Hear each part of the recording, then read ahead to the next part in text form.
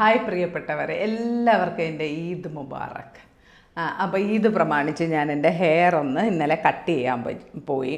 അപ്പോൾ കുറേ പേരൊക്കെ എന്നോട് ചോദിക്കാറുള്ളൊരു ചോദ്യമാണ്, ഈ ഹെയർ കട്ട് ചെയ്തത് എങ്ങനെയാണ്, അതിന് പിറകിലുള്ള ഒരു ചേതോ വികാരം എന്തായിരുന്നു എന്നൊക്കെയുള്ളത് ചോദിക്കാറുണ്ട്. അപ്പോൾ അതൊരു ശരിക്കും ഒരു മാനിഫെസ്റ്റേഷൻ സ്റ്റോറിയാണ് എൻ്റെ ഈ ഹെയർ കട്ടെന്ന് പറയുന്നത്. ഞാനിതെൻ്റെ 50 വയസ്സുകളുടെ ജേർണി പറഞ്ഞപ്പോൾ അതിൽ പറഞ്ഞിട്ടുണ്ടായിരുന്നു എന്തുകൊണ്ടാണ് ഞാൻ ഈ ഹെയർ കട്ട് ചെയ്തതെന്ന്. എന്നാലും അതിനുശേഷം എനിക്ക് ഒത്തിരി സബ്സ്ക്രൈബേഴ്സ് കൂടിയതുകൊണ്ട് അവർക്ക് കേൾക്കാൻ കൂടി വേണ്ടി ഞാൻ പറയുകയാണ്. ഞാൻ സൗദി അറേബ്യയിൽ കിങ് ഫഹദ് ആംഡ് ഫോഴ്സിലായിരുന്നു ജോലി ചെയ്തിരുന്നത്. ഒരു 2000 ആദ്യ കാലഘട്ടത്തിൽ. അപ്പോൾ ആ സമയത്ത് എൻ്റെ ഹെഡ് ഒരു സിറിയക്കാരിയാണ്. സൗദി ഹസ്ബൻഡ് ആയതുകൊണ്ട് സൗദി സിറ്റിസൺഷിപ്പ് വാങ്ങി അവിടെ വർക്ക് ചെയ്യുന്ന ഒരു ലേഡിയായിരുന്നു. അവർക്കന്ന് 50+ ആയിരുന്നു. ഞാൻ അവിടെ ജോയിൻ ചെയ്യുമ്പോൾ ഞാൻ 30+ഉം അവർ 50+ഉം ആയിരുന്നു. അപ്പോൾ അന്ന് കേരളത്തിലെ ഒരു ചെറിയൊരു സ്ഥലത്ത് നിന്ന് നമ്മൾ 2000ങ്ങളിൽ പുറത്തേക്കൊക്കെ പോകുമ്പോൾ, പ്രത്യേകിച്ച് സൗദി അറേബ്യയിൽ എന്ന രാജ്യത്തിലേക്ക് പോകുമ്പോൾ ഞാൻ വിചാരിക്കുന്നത് അവിടെയുള്ളവരൊക്കെ അപരിഷ്കൃതരായ ആൾക്കാരാണ്, നമ്മൾ വലിയ പരിഷ്കൃതരായ ആൾക്കാരാണ് എന്ന് വിചാരിച്ചിട്ടാണ് പോകുന്നത്. പക്ഷേ സൗദി അറേബ്യയിലെ ജിദ്ദയിൽ ഗ്രാമങ്ങളിലൊക്കെ അങ്ങനെ തന്നെയാണ്. ഇപ്പോഴും ഗ്രാമങ്ങളൊക്കെ അപരിഷ്കൃതം തന്നെയാണെന്ന് തോന്നുന്നു. ഞാൻ ഗ്രാമമായിട്ട് പരിചയമില്ല. പക്ഷേ സൗദി അറേബ്യയിലെ ജിദ്ദയിൽ ഞാൻ ചെന്നപ്പോൾ എന്നെ അതിശയിപ്പിച്ചത് ഫൈസയാണ്. ഫൈസ ഇന്ന് ഇവിടുത്തെ കേരളത്തിലെ മോഡേൺ ലേഡീസ് ഇടുന്ന ഡ്രസ്സുകളൊക്കെ അന്നത്തെ കാലഘട്ടത്തിൽ ഫൈസ ഇടുമായിരുന്നു. അപ്പോൾ അത് എന്നെ വല്ലാതെ അതിശയിപ്പിച്ചു, അഡ്മയർ ചെയ്യിപ്പിച്ചു. കാര്യം അന്ന് 50 കഴിഞ്ഞ സ്ത്രീകളൊക്കെ ഇവിടെയാണെങ്കിൽ അമ്പലം, പള്ളി, അങ്ങനെ മതപരമായ കാര്യങ്ങളൊക്കെ ആയിട്ട് വളരെ ഒതുങ്ങി കൂടി ജീവിക്കുന്ന സ്ത്രീകളാണ്. പക്ഷേ ഫൈസ എന്ന് പറയുന്നത് അങ്ങനെയല്ല. വളരെ എക്സ്പ്ലോർ ചെയ്യുന്ന, ലൈഫ് നന്നായി എൻജോയ് ചെയ്യുന്ന ഒരു ലേഡിയാണ്. ഹസ്ബൻഡ് മരണപ്പെട്ടു പോയി. 4 ആൺമക്കളാണ്, ഒറ്റയ്ക്കാണ് താമസിക്കുന്നത്. അപ്പോൾ ഇതൊക്കെ എനിക്ക് വല്ലാത്ത അതിശയമായിരുന്നു. അതിലും ഏറ്റവും കൂടുതൽ എന്നെ അട്രാക്റ്റ് ചെയ്തത് അവരുടെ ഹെയർ ആയിരുന്നു. എക്സാക്ട്ലി ഏതാണ്ട് ഇതേപോലെ തന്നെയാണ് അവരുടെ ഹെയർ.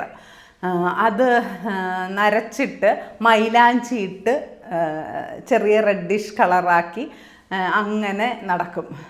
അത് കാണാൻ തന്നെ ഫൈസ നല്ല വെളുത്ത് സുന്ദരിയും കൂടെയാണ്. അപ്പം അത് കാണുമ്പോൾ തന്നെ നമുക്കൊരു പോസിറ്റീവ് വൈബ് വരും. അപ്പോൾ ഈ ഫൈസയെ കാണുന്ന സമയത്ത് ഞാൻ എപ്പോഴും, അന്ന് ഈ മാനിഫെസ്റ്റേഷനെന്നോ വിഷ്വലൈസേഷനോ എന്നുള്ള ടേമൊന്നും നമുക്കറിയില്ലല്ലോ. പക്ഷെ ഞാൻ ശരിക്കും മാനിഫെസ്റ്റ് ചെയ്തിട്ടുണ്ടായിരുന്നു. എൻ്റെ 50 വയസ്സൊക്കെ ആകുന്ന സമയത്ത് ഫൈസയെ പോലെ. അന്ന് കേരളത്തിൻ്റെ ഒരു സാമൂഹിക ചുറ്റുപാടനുസരിച്ച് നമുക്ക് മാനിഫെസ്റ്റോ വിഷ്വലൈസേഷനോ ഒന്നും ചെയ്യാൻ പറ്റുന്ന സാഹചര്യം അല്ലായിരുന്നു. പക്ഷേ എന്നിട്ട് കൂടി എനിക്ക് എപ്പോഴും മനസ്സിൽ 50 വയസ്സ് കഴിയുമ്പോൾ ഫൈസയെ പോലെ മുടി കട്ട് ചെയ്യണം, ഫൈസയെ പോലെ ഡ്രസ്സ് ചെയ്യണം എന്നൊക്കെയുള്ളത് എൻ്റെ വലിയൊരു ഡ്രീമായിരുന്നു.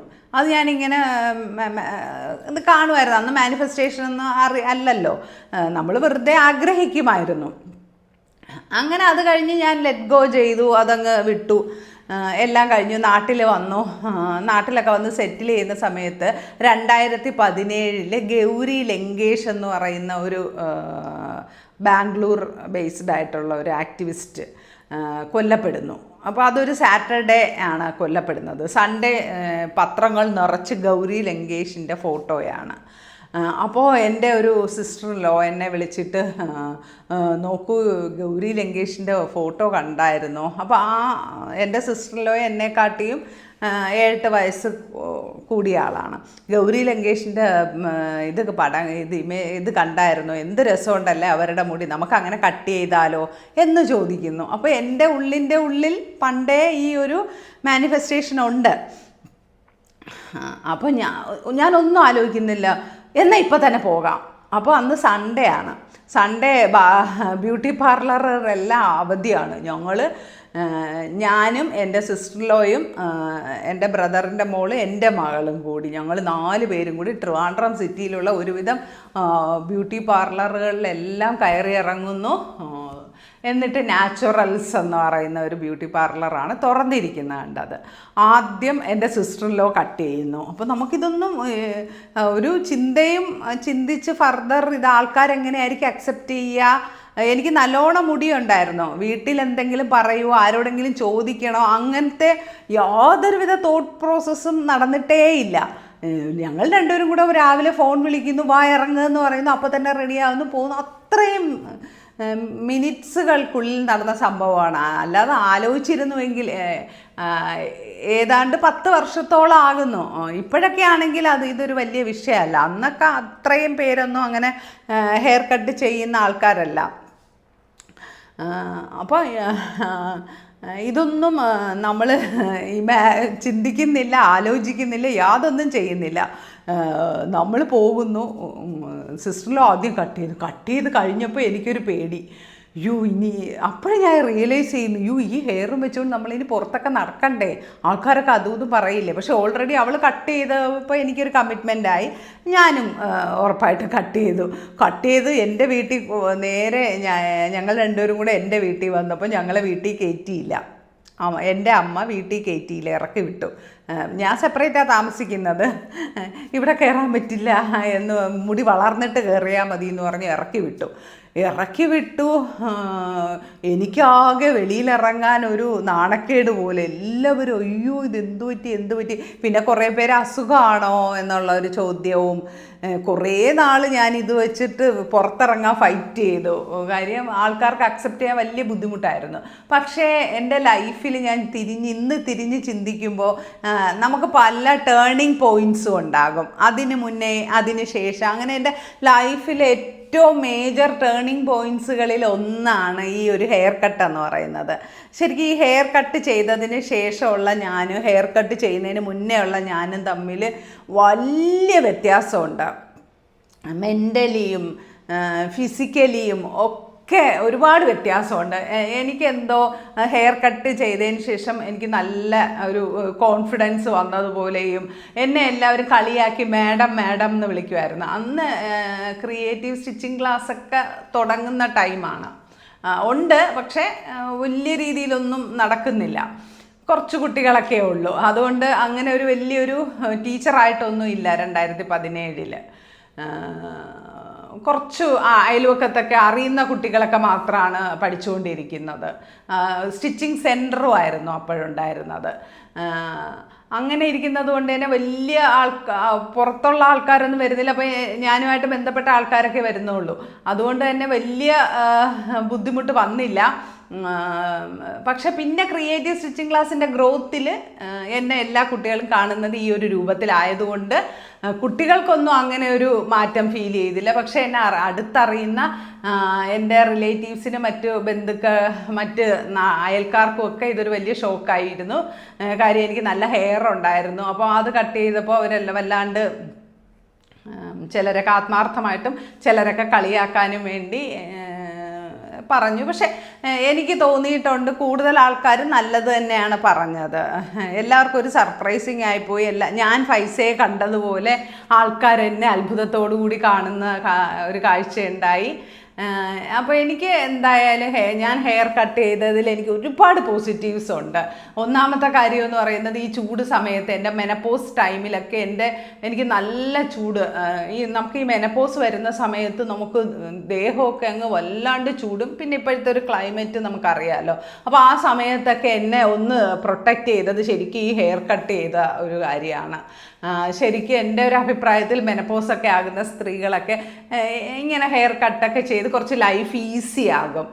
നമ്മളിപ്പോൾ എന്തെങ്കിലും ഒരു കാരണവശാൽ ഇനി അങ്ങോട്ടുള്ള ഫ്യൂച്ചർ സ്റ്റേജുകളിൽ എന്ന് പറയുന്നത് വയസ്സായ ആൾക്കാരെ സംബന്ധിച്ച് ഹോസ്പിറ്റലൈസ്ഡ് ആകുക, അങ്ങനെയൊക്കെ വരുന്ന സമയത്ത് ഈ മുടി ടേക്ക് കെയർ ചെയ്യുക എന്ന് പറയുന്നത് വലിയ ബുദ്ധിമുട്ടുള്ളൊരു കാര്യമാണ്. അപ്പോൾ ഇങ്ങനെ ഷോർട്ട് ഹെയർ ആണെങ്കിൽ അത് മക്കൾക്കും കൊച്ചുമക്കൾക്കും ഒക്കെ നമ്മളെ ടേക്ക് കെയർ ചെയ്യാനും വളരെ എളുപ്പമായിരിക്കും. അപ്പം നമ്മളുടെ ഒരു കൾച്ചർ അല്ലാത്തത് കൊണ്ടാണ് നമ്മളത് ചെയ്യാത്തത്. ബാക്കി ഇന്ത്യക്ക് പുറത്തൊക്കെ ഉള്ള ഒരുവിധമുള്ള 60-70+ ആയ ആൾക്കാരൊക്കെ ഹെയർ കട്ട് ചെയ്യാറുണ്ട്. അത് ഒരു ലൈഫ് ഭയങ്കരമായിട്ട് ഈസി ആക്കും. പിന്നെ ഞാൻ എപ്പോഴും പറയും, എൻ്റെ ഏറ്റവും വലിയ സുഖമുള്ള പരിപാടി എന്ന് പറഞ്ഞാൽ ഹെയർ ക്ലിപ്സ് വാങ്ങണ്ടല്ലോ. മറ്റേ നമ്മൾ എത്ര ക്ലിപ്പ് വാങ്ങിയാലും അതൊക്കെ പെട്ടെന്ന് പൊട്ടിപ്പോകും. അപ്പോൾ അങ്ങനെ ഹെയർ ക്ലിപ്സിന് വേണ്ടി കുറേ പൈസ ചിലവാക്കണ്ട എന്ന് ഞാൻ തമാശയോടെ പറയുമെങ്കിലും ശരിക്കും ഈ ഹെയർ കട്ട് ചെയ്യുന്നത് ലൈഫിൻ്റെ ഒരു വലിയ പ്രത്യേകിച്ച് ഈ ഒരു ക്ലൈമറ്റ് ചേഞ്ചിലും ഒക്കെ എന്നെ വല്ലാതെ ഹെൽപ്പ് ചെയ്തിട്ടുണ്ട്. പിന്നെ റെഡ് കളർ അടിച്ചത് തീർച്ചയായിട്ടും ഫൈസയെ കോപ്പി അടിച്ചത് തന്നെയാണ്. അത് ഫൈസ ചെയ്തിരിക്കുന്ന അന്നേ കണ്ട് എനിക്ക് നല്ല ഇഷ്ടമുണ്ടായിരുന്നു. പക്ഷെ ഫൈസ നല്ല വെളുത്ത് സുന്ദരിയായിരിക്കുന്നതുകൊണ്ട് ഈ ഏതാണ്ട് മൈലാഞ്ചിയുടെ ഒരു കളറുണ്ടല്ലോ, ആ കളറും കൂടെ വരുമ്പോൾ ഉണ്ടല്ലോ അതങ്ങ് എടുത്ത് കാണിക്കും. അതൊരു നല്ല ഒരു സൗന്ദര്യമായിരുന്നു ഫൈസയ്ക്ക്. അപ്പോൾ അത് കോപ്പി അടിച്ചിട്ടാണ് ഞാൻ കളർ ചെയ്തത്. കളറ് ചെയ്തിട്ട് കുറച്ച് വർഷങ്ങളായിട്ടേ ഉള്ളൂ, 5-6 വർഷത്തിനകത്തേ ആയിട്ടുള്ളൂ കളർ ചെയ്തിട്ട്. കളർ ചെയ്യുന്ന സമയത്ത് പക്ഷേ എല്ലാവരും നല്ല അഭിപ്രായം തന്നെയാണ് പറഞ്ഞത്, ആരും അങ്ങനെ മോശം പറഞ്ഞില്ല. പിന്നെ പ്രത്യേകിച്ച് നമ്മളൊരു ഫാഷൻ ഫീൽഡിലൊക്കെ നിൽക്കുന്ന സമയത്ത് നമുക്ക് എന്തെങ്കിലും ഒരു ചേഞ്ച് വേണമല്ലോ.